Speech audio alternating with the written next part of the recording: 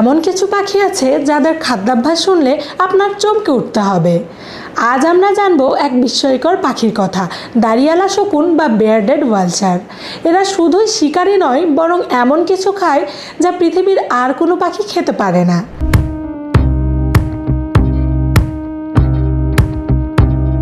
অধিকাংশ শকুন পচা মাংস খায়, কিন্তু বেয়ার্ডেড ভালচার একেবারেই আলাদা। তাদের খাদ্যের প্রায় 70 থেকে 90% হাড়। হ্যাঁ, আপনি ঠিকই শুনেছেন, এরা হাড় খায়। এছাড়াও তারা পচা মাংস, পশুর চামড়া, ছোট ছোট স্তন্যপায়ী প্রাণী এবং কখনো ডিম বা পাখির বাচ্চাও খেয়ে ফেলে। প্রশ্ন হলো, হাড় খায় কেন? দাড়িওয়ালা শকুন হাড়ে থাকা ক্যালসিয়াম এবং চর্বি গ্রহণ করে। হাড় হচ্ছে একটি শক্তিশালী উৎস যেটা সহজে পচে না, ফলে যখন অন্য শকুন এসে চলে যায় তখন এই শকুন আসে হাড় খেতে।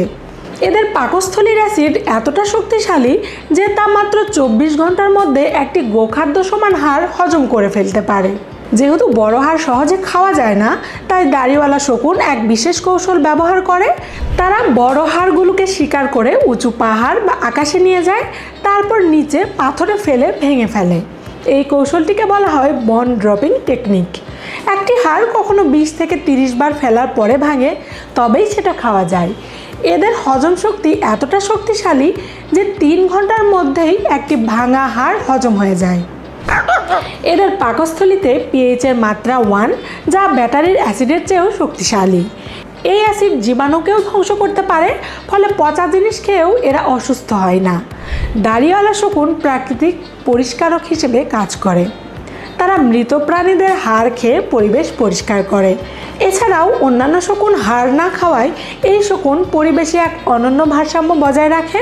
তারা হাড় খেয়ে সেই সম্পদকে পুনরায় মাটিতে ফিরিয়ে দেয়, ক্যালসিয়ামের পুনর্ব্যবহার ঘটায়। প্রকৃতির কত বিচিত্র! এক পাখি এমনভাবে খাদ্য গ্রহণ করে যা মানুষের কল্পনার বাইরে।